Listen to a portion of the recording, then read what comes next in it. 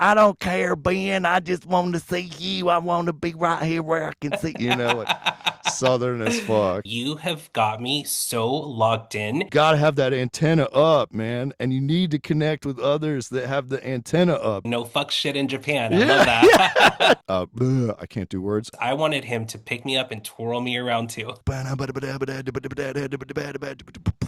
We love unrelated thoughts here on the show, so Good, hell good. yeah. Damn, you're gonna do that to me. When life gives you lemons, Oh, you should probably write a 14-song record and get ahead of yourself, which is exactly where I am right now. welcome to Unshut, a place where if at any point you feel like you need to shut the up, don't. How about now? That sounds a lot better. Okay, cool. Just needed more headroom. Moreheadroom.com. We're There you so go. back.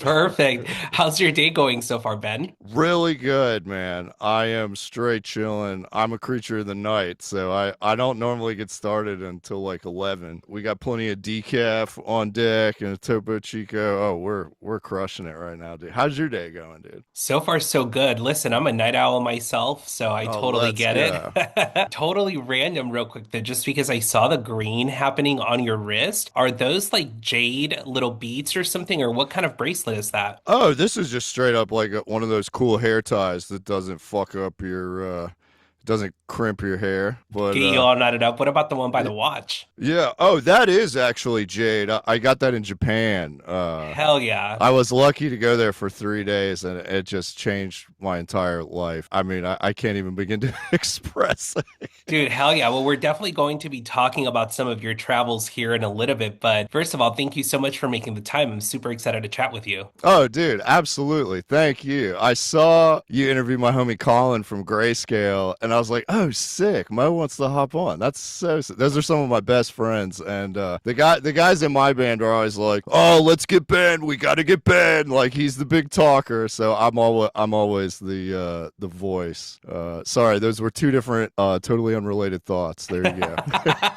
No, we love unrelated thoughts here on the show. So Good, hell yeah. good. But that's super cool. I had no idea. I actually got to see them when they came out to Austin after filming with them. So it was really cool. Dude, yeah, they're the best. I used to be in a band called Dangerous Summer, and I did a full US tour with them, and after a full US, like, you will be best friends. And like, those dudes were hanging out like day one, and now they come through. So we're in Atlanta, and I see them like probably, I don't know, every 4 to 6 months now. It's like there's like a rhythm. I've been at home like rebuilding my own band and everything, and it's just like it like gives me that extra push every time they come through. And they'll spoil me. They're like, dude, bring your in-ears, we got an extra pack for you so you can hear all the banter in between songs and shit. I can't say enough about those guys. They're some of my best friends. Sounds like Shout out really good Grayscale. energy. Hell Oh, yeah, I dude, love yeah. that. Totally random, but you're based out in Atlanta, Georgia. hmm Is that where you were born and raised? Yeah, yeah. So I'm a Marietta kid. Those that know, there was a DIY venue up the street from my house called Swayze's, where a lot of us cut our teeth, and it doesn't exist anymore. Old buddy of mine named Lee Satterfield, he used to be in this crazy band called Tree Fort. He opened that venue, and it was one of those infamous kind of, I don't want to downplay it or like talk badly about it because it's such a special place, but it was a piece of shit. But like, Bane and Comeback Kid would come through and like rip the kids are ripping the ceiling panels off and shit, and like very, very formative venue. So yeah, if I mention Marietta, that's one of those, like, if venues. I've seen that pop up on a list of memes along with like Kilby Court and Salt Lake, and there's venues like this all over the country where this shouldn't work. This is like a very tiny room, but like big bands pull up. I remember seeing Hawthorne Heights there too before they blew up, and I was like, I didn't get it at first. I was like, why the fuck do these guys need 3 guitars? And then it was like a year later they blew the fuck up. I was like, oh, I think I get it. Like, Dude, that is so fucking epic. And it's so funny because right before getting on, I was thinking of Atlanta. I love Atlanta. I've been there a few times, only oh for hell work. I've yeah. never really been there for pleasure, but I used to do a hmm lot of work there. But anytime that I would talk to, actually, I've had a couple of people from Atlanta, they've mentioned Marietta. And all I kept thinking was, Really? is man, that's the only other place I know from Georgia. So Oh, let's fucking go, dude. There was a community church up the street to called the Vineyard, and they used to let us book shows there and do whatever the hell we wanted. And there were all these cool little pockets. And then you had like the Douglasville scene, which was like Josh Scoggins' thing, like Norma Jean and the Chariot and shit. They had the Seven venue. It was either his dad or his uncle that owned it. It used to be like a movie theater, you know. And this is like so early aughts, like taping off the like spin kick zone and the mosh pit and shit. Like, Yeah. oh, bro, it was so sick, dude. Legendary. There's some cool pockets down here, man. Like a lot of people don't, you know, they just think it's like L.A. or New York, and you know, Texas gets some hype too. I'm going there in May to play some shows. I'm like super stoked. It's been a while. Dude, I'm what part happy. of Texas? We're just doing the hits, as we'd say. Austin, Houston. There's a couple B markets on there. I'm kind of embarrassed because I shouldn't know. It's just a cute little like 5-day thing. But yeah, we just teamed up with this dude Eric Drogmuller, and I hope I pronounced his last name wrong. He's been working with this really sick band called Goalkeeper and When the Sun Sets, and we're playing with them on the 18th actually. And yeah, this dude hit me up and he was like, oh, "Your band's sick. I really think we should work together." And I vetted him vigorously, and I was completely unfiltered, and we still got along. So I was like, all right, sick. Maybe we can work something out. So that was his first little like, "Hey, I really fuck with you. Let me get you these Texas shows." So Hell yeah. we should be announcing those shortly, and then there's a bunch of other shit that we're doing in the summer. I'm really excited. It's been a couple of years since I've been out there, and I'm really chomping at the bit. I've just been a studio rat for off and on since 2020, outside of like small DIY touring. So I'm really stoked to get back out there. Well, you'll definitely have to keep me posted on dates. May is my birthday month, so Oh, hopefully we let's can meet up in go. Austin. That'd be sick. Dude, yes, I would cry blood. Let's go, dude. Dude, very cool. In a previous interview, you mentioned doing this for a long time. How long has it been exactly that you've been doing drums? Oh That you've been God, playing bro. drums. You're not doing them, you're playing them. My bad. Yeah. Oh yeah. Judgment free, my G. No inner dialogue like we agreed upon, right? That's right. Yeah. 31 years, bro. I've been playing, and it's interesting being a little older and equipping a tiny bit of wisdom and street cred while simultaneously opening this dialogue of like, okay, how can I take better care of myself now that I'm like a little older? You know, it's like if I don't get like 9 hours of fucking sleep, I'm fucked. Like, you know, I might have to, you know, do some creatine in my coffee, you know, like B12, you know, like am I stretching, you know, like what ergonomics am I focusing on in regards to an inner dialogue with my vessel, and how can I like work smart and not hard? Because there's not too many guys in the drumming community that have this type of dialogue going where, you know, things that have worked for you for decades, one day when you're older may not work, and you have to like make adjustments. You know, there's a lot of interesting analogies around tennis. You know, we talk about economy of motion a lot, and I've found I don't know him at all, but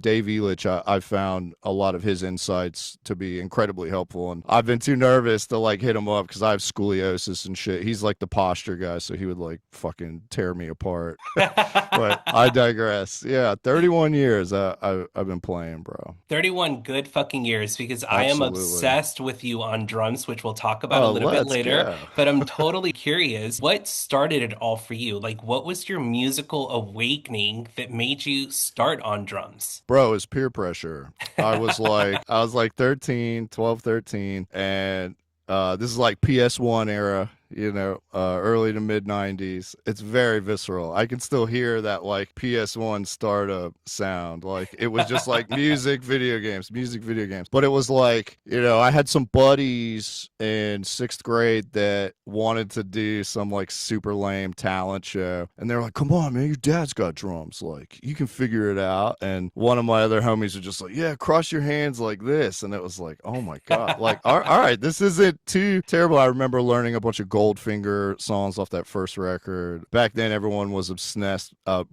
can't do words. Obsessed with like that super high cranked piccolo snare vibe. I remember chasing that snare tone forever and using like Kevlar marching heads and stuff that you're not supposed to do on like regular drums. And but yeah, it was absolutely peer pressure. And then it was junior year of high school. I remember I was in this ska punk band. This is like late 90s. We were called Who Hit Who. And I was like, like I was doing Battle of the Bands every year, but like I didn't start figuring out how to actually like play my instrument. I would say it had probably been about 7, 8 years, and it was like, all right, sick. I can play punk beats now. That was like everything for me. Like Jordan Burns from Strung Out was like my shit. I was so laser focused on that Simi Valley skate punk sound. I was just obsessed with it. And so when I started unlocking that, it was like junior year of Battle of the Bands. I remember I was in the gymnasium and all that shit's like crowd based, right? And like all these bands are playing and everyone's just sitting there. And like I had asked a couple of my buddies to like run out and like start a circle pit and shit.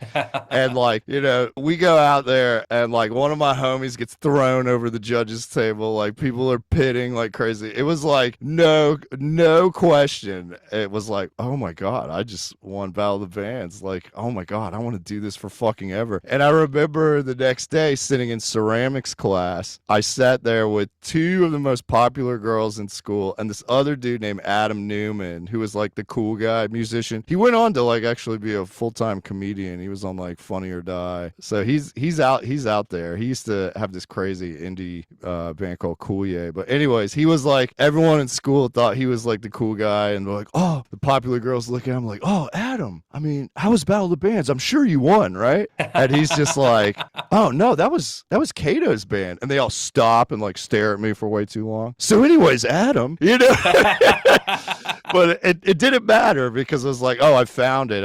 I've found my purpose. And I did cello for about 7 years there in middle school and high school. So it was like when I got more serious about it, went and studied at Atlanta Institute of Music, I was sitting in a room with 10 other drummers, and they just draw note values on the whiteboard, and it was like, oh, that's a 16th, that's a dotted eighth. Like, you guys don't know what that, and I didn't realize that the music program in the public school system, thank God, like if it wasn't for that, like that was a linchpin. It kind of helped me develop a deeper understanding. You hear a lot of these jazz guys talk about, oh, you got to just like play with as many different people as you can, and like while that's true, and I was lucky to have those experiences as a teenager, like the music program in school also taught me how to speak the language and understand what was happening. So it was like, Yes. oh, sick, this is 4 bars, this is 8 bars, oh, this needs to go like this. And like I'm having a deeper understanding of like arrangement. Like, okay, well, sick, like the bass has to lock with the kick drum and we have to do this because of this. Well, maybe we do this in 6, or maybe we do the thrice thing and maybe it's in 5 or something, or 7, or it's like you start developing a language that you can equip very readily, and it kind of helps you like stumble into being in the room with the right Totally. people.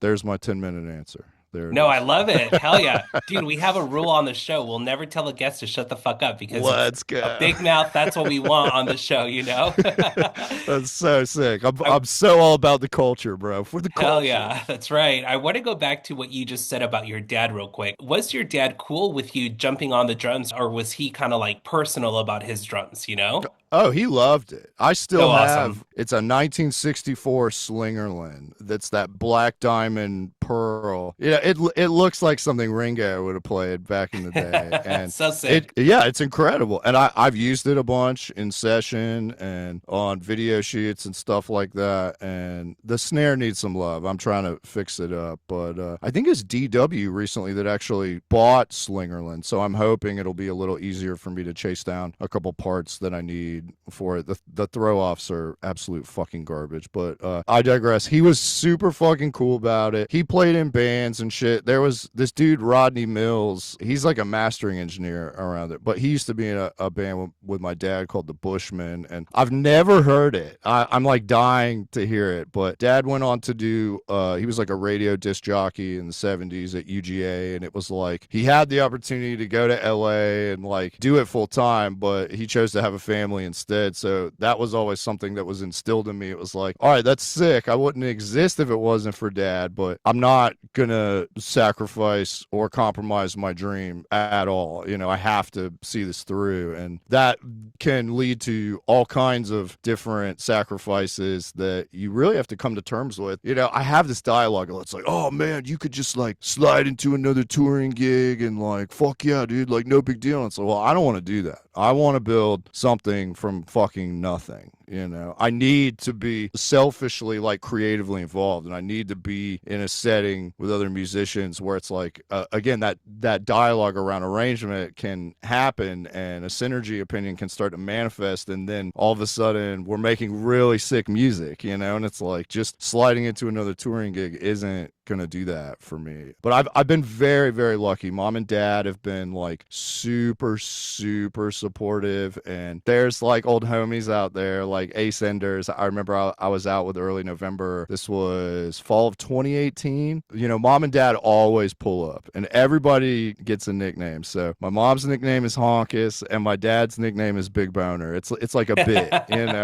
Because when we were kids, he used to stumble in and like interrupt rehearsal and just start like rambling on the mics, like, oh fuck, here comes Big Boner. But like all these guys and all these bands I respect like know who they are. Dude, how's Honkus and Big Boner? Ace Enders, oh my god, I'm so Hell stoked to yeah. meet you, like type shit. So they have just been absolute angels. They're still here with me, like I produce down here in the soundproof basement, and like they're upstairs. I take care of them. They're super old now, and again, we're in this what I've been calling the second part of life, where we went from being a starry-eyed, rose-colored glasses teenager with all these hopes and dreams that didn't ever want to be seen being dropped off at 513 Club off Edgewood Avenue in like the hood of Atlanta to like play a punk show on a school night, to like, oh my god, I really hope mom and dad come out again, and Love they it. they want to do the side stage humble brag and all this shit, and it's like, oh mom, it's like, it's just cymbal wash, like you're not gonna hear shit over here. You need to go by front of house where it sounds nice. She's like, I don't care, Ben. I just want to see you. I want to be right here where I can see, like southern as fuck. Hell They're yeah. they're the best, dude. And they'll like, want me to put up homies bands, when they come through and stuff. And like all these dudes in bands know who they are. And every time it's like, even Grayscale, dude, how's Honkus and Big Boner? How they doing, dude? How they do? They all know who they are. Well, and I love the perspective of like, had things have gone differently with your dad's choices, you Hmm. wouldn't be making music today. That could have been a possibility. So I love the Yeah. perspective of almost, in a way, I feel like it's very poetic because it's almost like you're honoring your dad and doing what he didn't get to do because he chose to devote his time to his family, which is Hmm. beautiful. But here you are, in a way, almost giving him that tribute all these years. And I think that's so amazing. Dude, let's go. That's super fucking validating. Yeah. Love it. I'll definitely share that with him. He is so stuck in his nostalgia, and I remember this was probably like, I don't know, 2009 maybe. I was super stoned, and he just comes down here, and he had one of his buddies like digitally transfer like a radio air demo he did. And like I always knew he was like good, but I'd never heard anything. And I'm like stoned as hell, and he's like and he's showing me this, and he's like, no cue cards, but and he's just like going just boom boom boom, like, and that's when it hit me. I was like, oh, maybe that's where I got it from. It was, Totally. I wish I would have been sober, but I mean, regardless, like, it was still a moment, and it was hilarious. Absolutely. Yeah, totally. Before we talk a little bit about best case real quick, I wanted Sure. to bring up something from Instagram. Yeah. Going through your Instagram, first of all, I thought if he doesn't photograph you the way he photographs his Volkswagen, he is not the one, sis. And I got a Let's good laugh go. about that. But I wanted to also ask you, is your name on Instagram, does it have anything to do with the 2011 comedy Mangus by any chance with Jennifer Coolidge? Oh, bro. Unfortunately, it does not. But there's sick lore here. Lord Mangus is one of my oldest nicknames, and when I was DIY touring in the early 2000s with this hardcore band called Stranger by Day, I had a shitty deal with Uprising Records. Fall Out Boy's "Evening Out with Your Girlfriend" was on Uprising, but they don't talk about it. It's a terrible record. But I was stoked because Seven Angels, Seven Plagues was on that record, and I was just really young, early 20s, and back then you'd get in a Chevy conversion van or something of that subgenre of van, and you only had what CDs you brought with you. Nobody really had iPods yet, and you get to that point out there DIY touring. We're talking MapQuest directions, like the whole thing. It's like, fuck, I'm so tired of listening to these CDs. And my old singer Josh, shout out to my dude Josh. That's my boy Tay Ray, Tay Ronimo. I know you're out there, bro. I miss you. Fucking he had this JT Money record that had instrumental tracks on it, and you get so bored on these long drives. We just start freestyle rapping over the JT Money instrumentals, and Lord Mangus was just some fuck shit that rolled off of my tongue. I just watched The Road Warrior, and the bad guy in The Road Warrior's name's Lord Humongous, but the way that he says it sounds like he says Mangus, so that's where it came from. Then it became my Xbox Live handle, and it was just Hell yeah. everyone in the Atlanta scene was like, "Oh, dude, it's Mangus, what's up?" And I remember years later, like starting to work with Zach and Ken. I like forget, and they're like, "Oh, dude, Mangus, what's up?" And it's like I've never met these people outside of just like passing by in the hallway of a show we happen to both be at or something.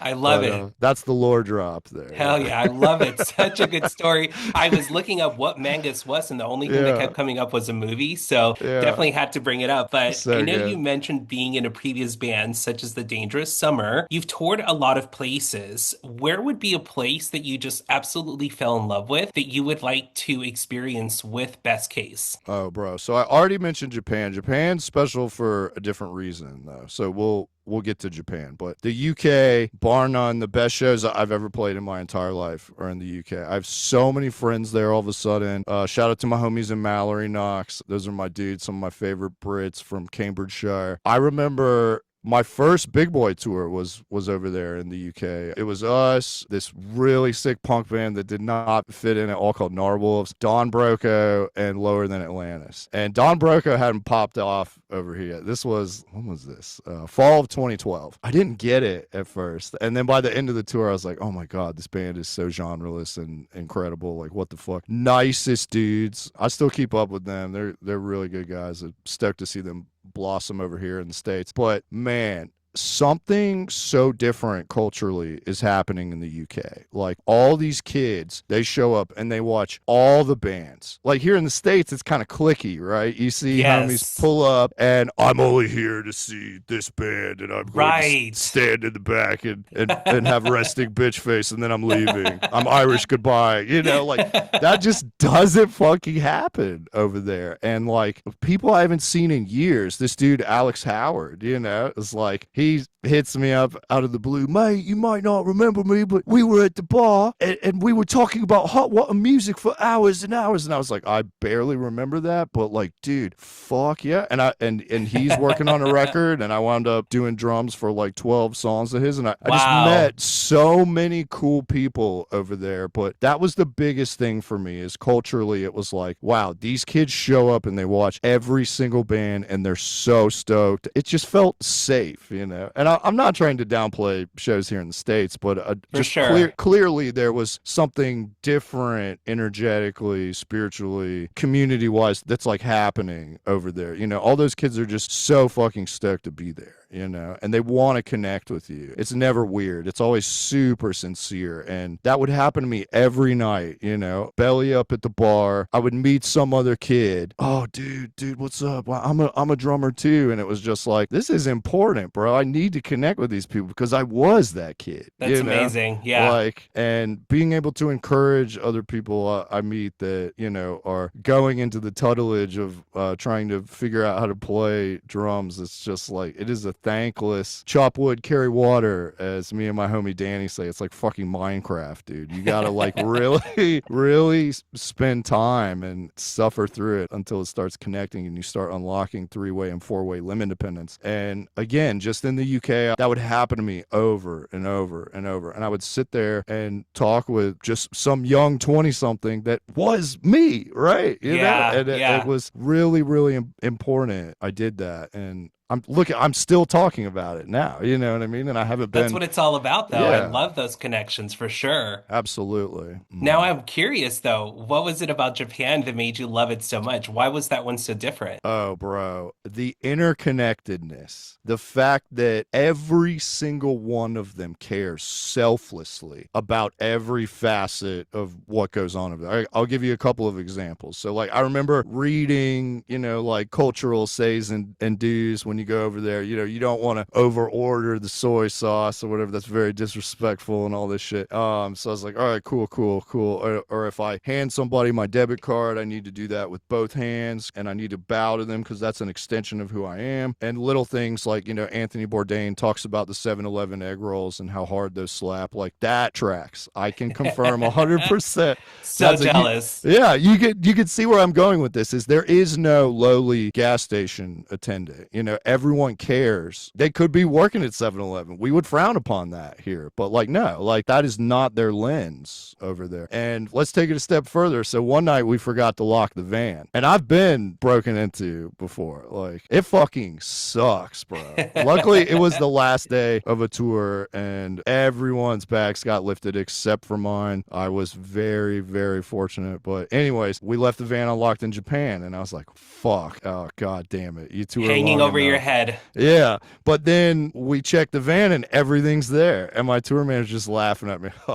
This is Japan, And that's when it really started to sink in. It would be too disrespectful over there for somebody to do some fuck shit like that. And I'm sure you might have seen, there's like clips of people at like an airport over there. Somebody like drops their bag and spills all their shit and people rush over to help them, like, that's just how they roll over there. And it is so different. And I'm a big foodie. The food was incredible. And I'll give you one more example. So in Tokyo, in the Shibuya district, there's this joint called Golden Guy, and it's like hundreds of these like little treehouse style bars. They're kind of elevated. And I remember at the time, my homie Josh, that used to be in Every Avenue, shout out to Josh Withenshaw. He was touring with us, and that dude is so fucking tall, and he just like did not fit. And all you have to climb all these tiny staircases to get in these little like treehouse style bars that sit 10 or less people. And the idea is you have to make friends with all these strangers. And it was like, okay, I guess I'm going to drink snake vodka with some complete strangers. And I went to probably 10 of these different bars, and it looks like those tiny corridors with the low hanging telephone wires, like that alleyway in Bloodsport, where they go to fight the Kumite tournament and shit. It's so cinematic. But like, I think about Golden Guy a lot because it hadn't really sunk in yet. I was just like making friends with all these people, and wow, this is the Metallica bar. I guess I'm gonna sit here and listen to a symphony of Metallica on this tiny TV in the corner with like 5 other people and have a drink and connect. Like, they want to connect. They're thinking about their neighbors and who's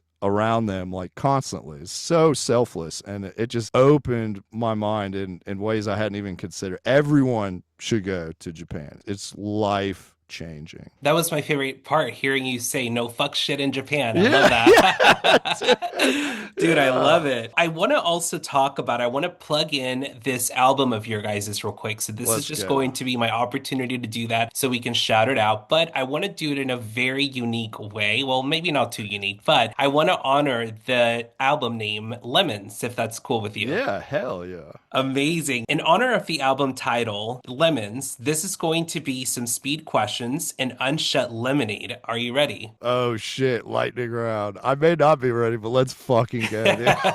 Let's go. It's only 8 of them, but yes, lightning round. Here we go. Okay. Oh, I'm gonna fuck this up so bad. Pink or regular lemonade? Ooh, I'm leaning pink. Same. Lemonade Yeah. or limeade? Damn, you're gonna do that to me. Fuck. I'm leaning Chick-fil-A lemonade. I do like limeade, but I'm leaning straight up Chick-fil-A lemonade. Top Yeah. tier lemonade. Yeah. Absolutely. The next one I have for you, if you were making your lemonade right now, are you using sugar, honey, or agave syrup? Oh, damn. If I had the choice, damn, that's bougie. I would go agave all day. Damn. I I've was never once done that. I'm gonna do that now. Well, I was laughing earlier today when you were talking about being a little bit more health conscious because, Yeah. you're taking care of yourself. And then you talked about decaf coffee. And in the back of my head, I was laughing because I'm like, I'm about to ask him about agave syrup. So Yes. Let's go, the dude. next one I have is if Best Case started a lemonade stand, what would be the signature drink? Oh my God. So the guys have this bit that they want to do because I have this impenetrable slang. I'll say something so crazy and off the wall, and I'm like, dude, fuck yeah. And someone else in the band has to be like, well, what he means is. So I imagine it would be a comedic bit. I'm always just walking into a room, what's up, you drunk motherfuckers? What's up? You know, I'm just like saying crazy shit all the time. So I'm always like, what's up, you swinging dicks? You know, like, so I'm all, there's always a comedy bit going. So I could see my guitarist Cam like pushing me in that direction. It would be something just so ridiculous. I wish I could speak to it specifically, but it would be a comedic bit. No, that's so perfect because I was also thinking of no fuck shit drink. You know what I Yeah, mean? dude, that we just did it. We just did it. Call up the patent office, baby. That's what I'm That's saying. fucking it, dude. Exactly. We're about to blow Yeah. every fucking lemonade stand out of the water. Yes, dude. Suck it. The next one I have for you is pick a song, any song that makes you want to splash lemon juice in your eyes. Go. Oh wow. I'm gonna have to go with Caboose by Snapcase because that snare tone is so fucking brutal that yeah. You're gonna That have to may put not me on it because I correlate. don't know it. Yeah. Oh, bro. Early aughts, like super unga bunga, New York style hardcore. Oh God, I haven't listened to that record in a while, and you just took me there, and I could just, dude, those drums are ripping. Well, we're gonna have to listen to it together because I Let's haven't heard it, go. so now you're putting me on new music, so it's good. Yes. The next one I have is pick a song, any song, to enjoy a lemonade at a fair. Ooh. Damn. Okay. Wow. I'm going to have to go with Too Close to Sea by Strung Out, my favorite band. Oh my God. Just that major key, super lightning fast, just like syncopated skate punk Yes. picking. Like, Yes. oh my God. And I don't know. I think that band tunes to D. I don't know. Somebody will have to fact check me. I think that one's in D maj or it might be E maybe. But oh my God, every time that album opens,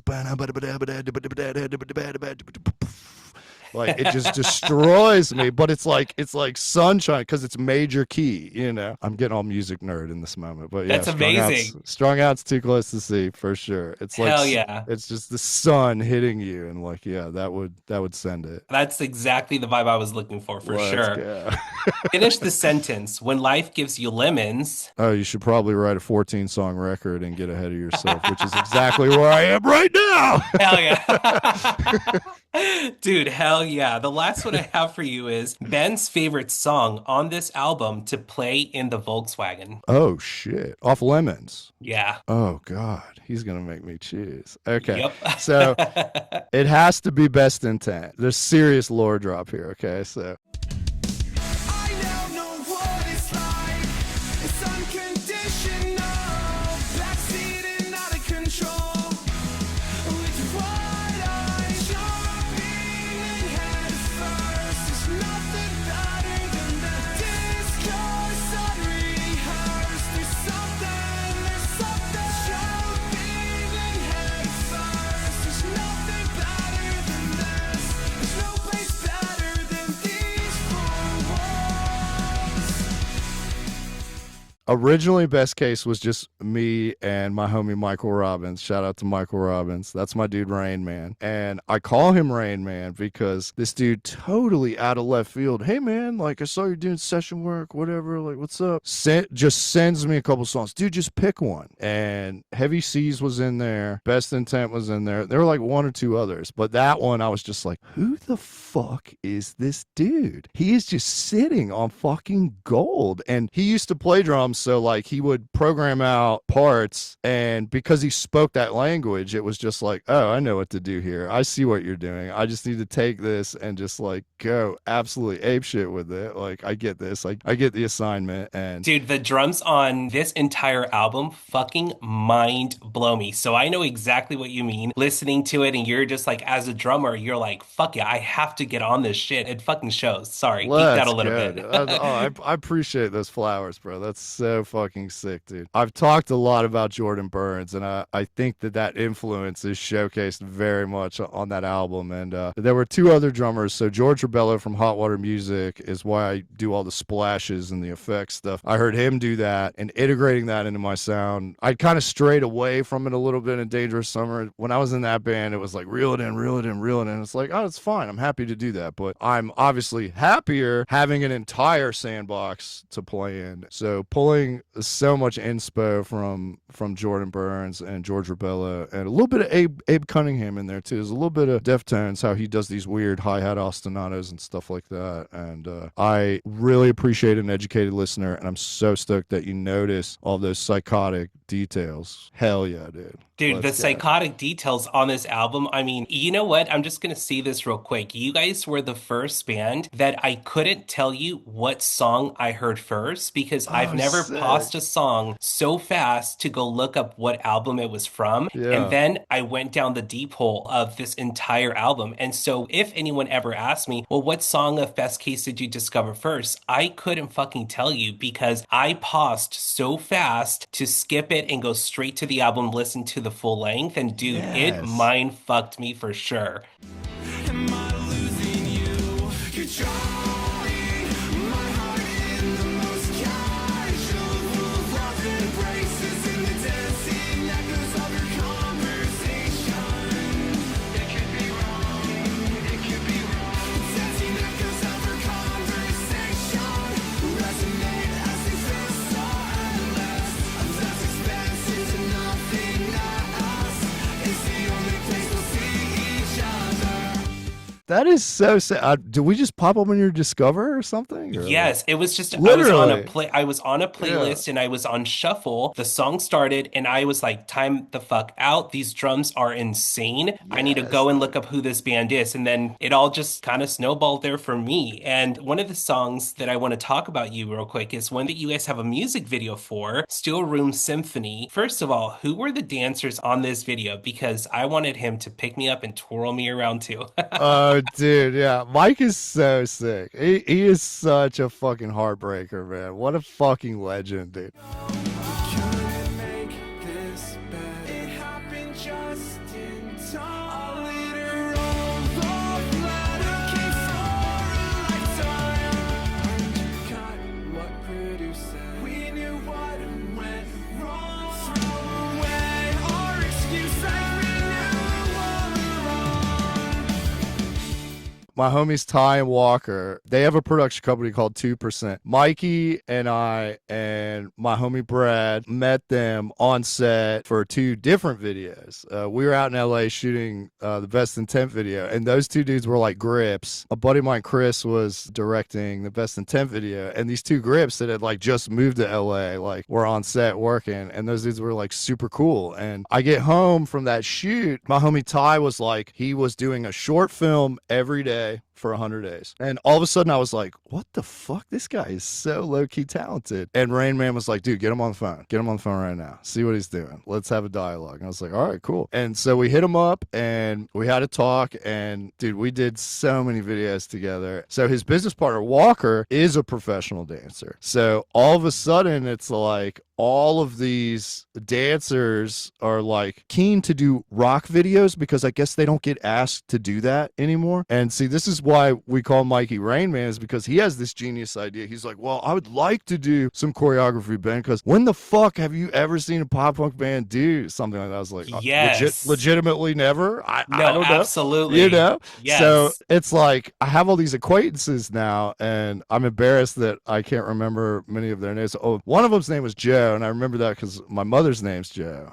So cool. Mary Jo. But yeah, oh my God, like I would just be on set and it's like, hey, this is so and so. They were at the choreography for this. They were at the choreography for this.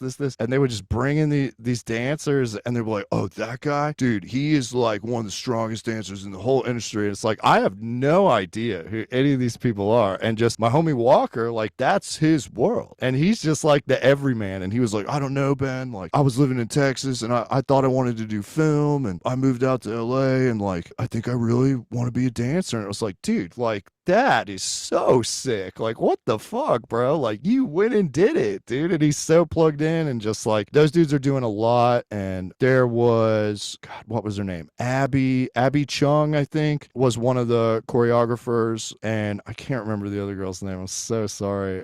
But Dude, oh my God, that's just so talented. And I was just so lucky that that yeah. preparation meeting opportunity, just meeting some dude on set and like, dude, you were fucking cool. Like, what do you got going on over here? And there's this whole universe that he's building, you know? And it's like, wow, well, maybe we can make art together. Like, holy shit. And now, like, there's some of my best friends and we do a lot of work together. And it's been really, really validating to expand that little village of homies where it's like, dude, I had this crazy idea. And then I can just like riff endlessly. And I'm in the corner with a whiteboard, and so are those dudes, you know? Like, my homie Ty has like a whole wall and it's like a fucking whiteboard. And he just like, that dude hears music different, you know? Like, he's tapping into that storytelling aspect and real recognize real, you know? Hell Just, yeah. Well, I'm definitely sensing a common theme here with how things are just so out of left field with you guys. And I think that mhm. that is where the magic lies. When something is not just force, when something just happens, it's fate calling you. It's almost like fate points you in the right direction. And I thought that it was so cool that in one of the stories you shared in another interview was how you got involved with Best Case, how it all came about. It was just so out of left field. But hearing how these connections, these ideas, basically, they're just so out of left field. That's a common theme there, dude. And I think that that speaks volumes. I'm like covered in goosebumps because of it. I think it's so fucking Oh, sick. bro. Hell yeah. Yeah, man, it's again, we riffed on it earlier, right? Where it's like, oh, like, you know, you want to be a working musician. Yeah, just get out on the road, whatever. It's like, no, fuck that, dude. Like I have to spend the time to cultivate the right people being in the room in order to make the sickest possible thing ever and not compromise on that. Yes. And not everybody's wired like that, right? But like, you know, if you keep going for long enough, you know, I'm big on completing projects, you know, I'm huge on it, you know, but I recognize, especially in a creative endeavor, like, and you want to make art with other people, like, I've used this analogy of like, you remember being in school, dude, and like, you get stuck with the group project. Maybe the group project's the final, right? You can already Right. see where I'm going with this. Yep. And you want to kill it, like, and your whole group doesn't give a fuck, you know. Right. And I mean, it's also valid. I was very resistive to the school system, and again, thank God for the music program. But like outside of that, or like, you know, art class or drawing or something, it's like, fuck this shit, dude. But I just want to fucking play video games and play music. Fuck this, you know. So while that's a valid feeling, you know, it's just like you're stuck with a group project. It's like you want to do a good job, right? And nobody in your group cares. So you're stuck doing all of the heavy lifting. You're Sisyphus pushing the boulder up the hill, right? And Right. fucking being in a band can be like that if your goals aren't aligned. And more often than not, you know, it's like you reach this threshold where it's just like, okay, that can be the lens of experience. I can be the bad guy, or I can recognize that I'm just willing to have a dialogue with someone in order to allow a filtration process, in order to get me in the room with the people that have the same goals. You know, it doesn't Exactly. mean I can't like be friends with people and stuff like that, but I think that it has become increasingly difficult for me to develop meaningful relationships with my peers that don't have aligned goals. And the lifelong practice there is, how can I swing the battle axe gently? Right. I'm not saying that I can't just have casual friends. Like, you know, obviously I'm in Right. a Volkswagen club and I can disassociate and like go have a great time up in the North Georgia mountains. And like, that's the medicine. You know, you got to go Right. do things to fill the cup. Right. But like, all I know how to do, Bo, is make music. It's like Ben Affleck from The Accountant, you know, like, I got to finish. I got to, you know, where they like, where they Hell rip down yes. all the math he did on the glass walls. Right. He's like Yes. it's just inside, and you got to fucking get it out. But your core needs need to be met. What Absolutely. happens when we return to the why? Why are we doing the thing? You know, and dude, I've had homies that, you know, we've been friends for 20 years, and just one day they're like, all right, dude, I'm out, and it's just like, fuck. oh, that one hurt. Oh God. Like, I'm still healing from a lot of that kind of shit. And there's been an interesting thing that's happening now where, meeting Rain Man and then, stumbling into oh man, I've always wanted to work with Zach and Ken. Holy shit. Oh my God. They're not telling me to tone it down. They like my ideas. Oh wow. This synergy opinion is really strong. Like, oh my God, this is day one. Like, dude, you don't even have to pay me. Please let me be in your fucking band. Like, please, please, please. All right, Ben. Well, help me build out the lineup. Help me figure this out. And then I blink, and before I know it, I am now in a space with people that have aligned goals. Holy shit. That Like, alignment, that fucking like, fate, dude. yeah, dude, it is, bro. It's absolute. There is a spiritual component there, but I think Totally. just like anything else in life, you have to surrender to the suck, to the chop wood, carry water, and Yes. for some people, that's just a touring gig. But for those that feel called to get this thing inside, get it out, it's like that is very alien. That is very different, and not a lot of people spend time honing that. And when you find another alien, that must be nurtured at all costs. Like it is this precious thing, and best case it is a testament to that, because I didn't understand what was happening until I just fell into it. It's Bob Ross. It's a happy accident. Dude, I could not have said that any better. And I love the message about surrendering to the suck. And I do think that you're absolutely right. It really does show how this alignment, when you just truly cannot explain it, it really is something more divine. It's not just, again, going back to having to force something to work out. It's just because the puzzles were meant to fit that way. But without surrendering to the suck, you wouldn't be able to fit those puzzles. I'm like in complete awe with that, dude. Dude, let's go. I'm so happy to share these insights. Like, Yes. a good buddy of mine, Tito, he plays drums for this band called Microwave.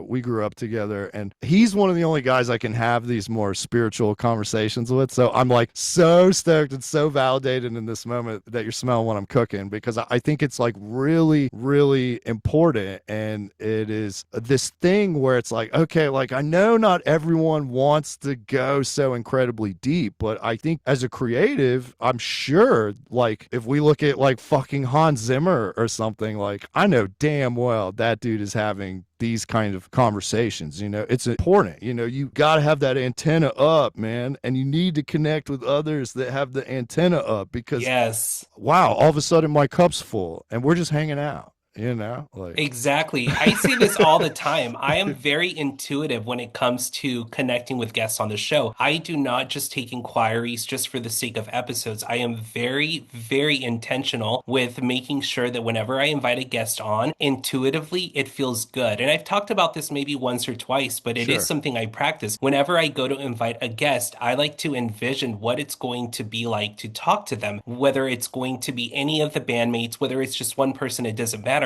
But I like to envision it. And that feeling only happens when I extend those invites. And so to me, it's the reason I geek out with most of my guests, because that feeling was there when I extended the invite. And like I said with you guys, I couldn't tell you which song sold me. I just remember pausing it so fast and going, this is a connection for me. It just gave me that feeling. So I love that we're able to connect with that. And I always also say it's very ironic how, to me, it speaks a lot of volumes when I'm able to connect this way with someone via Zoom, because even though it's through an electronic device, it's still such a spiritual connection to me. And I think that's insane. I think we're talking about authenticity, my G. Totally, dude. Yeah, Totally. sincerity, right? And Yes. this is very interesting, bro, because as I flirt with becoming an older dude that shakes his fist at the clouds all the time in regards to like, man, am I in this place where I don't hear that many new artists that like move me like it used to be, and like, I'm less inspired by video games than I used to be, where when I was a kid, I'd turn around all the time, there was some new band, some new game, some new film that just like destroyed me, in the best way. And I think that has kind of become, for lack of a better term, my life's mission and my life's goal is like to create the most sincere art that I possibly can. Because I think whether people consciously recognize it or not, like that is why art exists. We're literally wired to connect, dude. Right. Like, 100%. like, Well, like I mean, this, you're it's a doing it for vehicle, sure. you Yeah. know? No, you're definitely doing it, and it is coming through loud and fucking clear. And I Hell couldn't have yeah. said it better with the authenticity. You have got me so locked in, where honestly, if this was a 3 hour fucking episode, I could literally sit here and listen to you talk. And I'm totally going to also Yeah, say dude. this. I am really big on my episode titles. I love having very meaningful titles. Yeah. Dude, you have made it so fucking hard for me because hearing you talk, I'm like, that's going to be a good title. That's going to be Oh, a good title. I sick. have so We many. got So, ammo. We got dude, ammo, dude. we do. There have been so many things that you have said that I have been like, that would be a great title for this. That would be a great Let's title for this. go. So, anyway, I'm so grateful that we connected and we couldn't talk about music without talking about what next is coming up for you guys. So, to close this out, even though I don't want to, Ben, I don't want to close this out, but to Hell yeah. close it out, what is happening in 2026 with Best Case? What are we working on? I know we've already talked a little bit about new music, but what is next? We wrapped our second LP just before Christmas, and I did, technically it's 15 songs. And Damn. I know, bro. I've never worked so hard in my entire life. Hell yeah, I'm dude. so lucky that Zach Odom and Kenneth Mount are 40 minutes up the street. You know, shout out to Zach and Ken, and I have such a special relationship with them. And as I've stumbled into doing some engineering and producing on my own, they have really helped me and my business partner Brad, who also plays in Best Case. They've allowed us to be a sponge, and that setting that they curate has just been so incredibly special, and I'm so lucky to know them and work with them. But I've been trying to do this thing my entire life where I build a band and then I'm always ahead. I'm always in a place where it's like, all right, I put out a record, but I already have enough ammo for the next one on deck ready to go. And finally, I have done exactly that to the T. So it's there's an unannounced cover that we did for a tribute compilation that's coming out pretty fucking soon. I'm stoked about it. So that's why I say technically 15, but it's 14 brand new songs. They were written over the course of the last 2 years since Lemons came out, because you know Lemons was like a proof of concept. It was like, okay, wow, Mikey, this is really working. Okay, Rain Man has tasked me with filling out the lineup. All right, let me cherry pick the best homies and like see how this goes. So while that was happening, you know, immediately we start writing and demoing, and everything in this room is patched in and ready to go to do that. So Yes. super sick demos on deck, like no big deal, like bountiful juice, you know, juice gods, you know, Yeah. we're swimming in it, dude. And so I had 18 to choose from, and Man. we narrowed it down to 14, and this was validating for a couple different reasons. I'll share this as well in regards to future plans. I can't not mention that Mikey would just come to me and be like, dude, I need help filling out these lyrics. And it was like, oh, fuck. Okay. Well, here's me being incredibly vulnerable. Here's 10 years of poetry I've never showed anyone. And, Wow. and it's all over the record. And Dude. there's one song in particular, and it's going to be the album closer. I remember this was around the time we had wrapped Lemons, and I had taken a week or two off from like doing much playing or writing or anything, and out of left field I was just goofing off with some synth pads and shit in this program called Output Arcade, and I'll occasionally shred drums underneath it and stuff. And you know, you got to do what you got to do to remain relevant on the realm of the internet and the drumming community. So it's a thankless thing, but it's something that I try to do fairly regularly as a means of like, hey, here's something I made, instead of just like, here's a wank fest, here's me showing the fuck out, you know. Yeah. So anyway, so I threw up this Instagram video, and out of left field, here comes Rain Man. Send me that right now. Send it to me. And We say nothing. There's no dialogue about it. I'm just like, oh, sick, dude. Okay. And I happened to title it one of those poems. Wow. We did not discuss this. And he takes that same poem unknowingly, builds an entire song around it. Dude. And it's going to be the album closer. And I found a lot of catharsis there, a lot of healing, and Best Case has always instilled this hopefulness, and I'm incredibly thankful to have such a healthy outlet in order to heal. I believe music is a big part of that, and so I'm getting emotional talking about it. But yeah, it made the record, and I'm freaking the fuck out because everything that worked on Lemons was like, okay, well, what happens? Because I see a lot of bands do this now too, where it's like, here's a record and here's something that's working, but now we're gonna go totally over here into left field, and it's like I feel a little like weird about that approach. I feel like you need to build off your foundational basis, and if it's working, Yes. expand on that Expand creative it. palette. Don't Yes. abandon it entirely. Right. So this next record is absolutely that, and we are flirting with a spring release. There's still a lot of moving parts, but we're going to be playing a lot this summer, and we're going to start to get out there more in the Southeast. Texas will be our first like out of town thing. Like it's still such a new band, so there's like all of these excited Christmas morning kind of feelings where I'm like, oh, I finally get to go out of town and get like, holy shit, I get to tour and shit. So a lot of that is going to be happening this summer, and again, tentative spring release. We haven't even picked this singles yet. I'll sneak you a couple though if you want to check it out though. Dude, I would freak out for sure. There's a handful. Like I'll share this as well because I mentioned Zach and Ken. There's this thing that happens when you're in bands where if you're conscious of it, when you choose who you want to produce your record, you want to like what they do, right? And when I was younger, around here in Atlanta, I used to be in this punk band called 1994. And that's another one of those, if you know, kind of Atlanta things. You know, if I'm at a show at Atlanta, I'll run into somebody that used to be at these old Swayze shows or the Vineyard Community Church, you know, like where we used to do these crazy DIY shows. And I was working with a guy where I was so resistive to it not working. And I'm still homies with a lot of these people, but a powerful lesson there because a producer will want to sometimes write with you what I, label the dreaded co-write, and it's like, oh, fuck, like here it goes. And so, one day, because I was at Zach and Ken's for 6 weeks and they're Monday through Friday, 9:30 to 6:30 type of guys. So it's like, God, I'm getting up early. I hate myself, but it's different what it's like for something that you care about, right? You're willing to suffer through it and drink as much Red Bull and coffee as you can to maintain, right? That's right. Maybe a methylated B12, like let's send it. We go to lunch and Zach's like, hey, I'm gonna stay back with Raymond. I heard him do this thing the other day.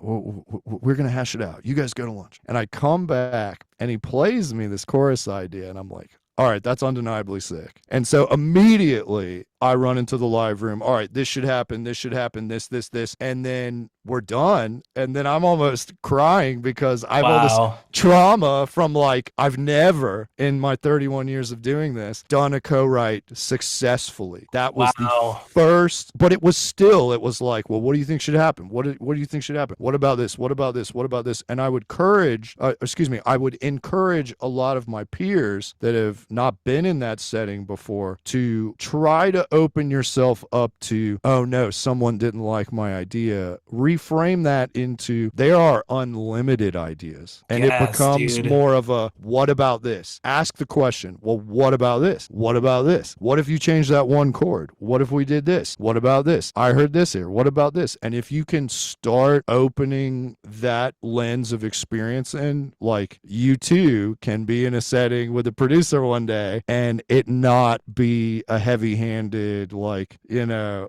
dreadful thing. Yeah, where it's like, we have to write a radio single, and then all of a sudden it becomes insincere and it's forced. Then the art is not as good as it could have been. you know? Dude. So that happened on this record, and I don't even know what we're gonna call this song yet. The guys give me shit because I make all these insane working titles when we're making demos, and then the guys are like, I don't even know what the fuck, like, what song is this? What are we even talking about? You know, like, and it's just called like, Mikey, think of something, you know, because I heard this gap where there needs to be like a vocal, and then the band comes back in, you know, like, so yeah, I don't even know what it's called, but that was a tremendous lightning in a bottle moment that I'm very excited. I feel fairly confident that one might be the first single on the record. We'll see. It's Dude. definitely a winner. I'll sneak it to you, bro. I want you to hear it, but I'm freaking the fuck out because again, for the first time in my life, I'm ahead. I've got the record. Shows are happening this summer, like, and I think how we're gonna go about it is as we continue to build the band is just treat it like seasons, right? All right, cool. We got summer figured out. All right, what are we doing for fall? All right, sick. Now we figured that out, you know, and we'll go about it that way. But a lot of touring here in the Southeast region, and you know, we'll flirt with deviating a little further outside of that. But lastly, I would say, you know, my model is pick 10 cities, hit them until you're worth 100 tickets in said 10 cities, and then scale from there. My buddy Tyler Hill from Microwave wrote the book on that, and I don't give a fuck how many TikTok views you have. None of that shit matters, bro. Go play fucking shows. Please play shows. Like do band stuff, bro. Hell Internet's cool. yes. We could do internet shit too, you know? Absolutely. I am but yeah. so fucking stoked, dude. And listen, I love the timing of these poems coming to life when they were meant to be and totally random, just because I'm thinking on top of my head real quick. If you ever handwrite some of these poems and sell them, make sure you save me one so I can order first, okay? Oh shit, dude. That's a really fucking sick idea. Holy shit. You're welcome.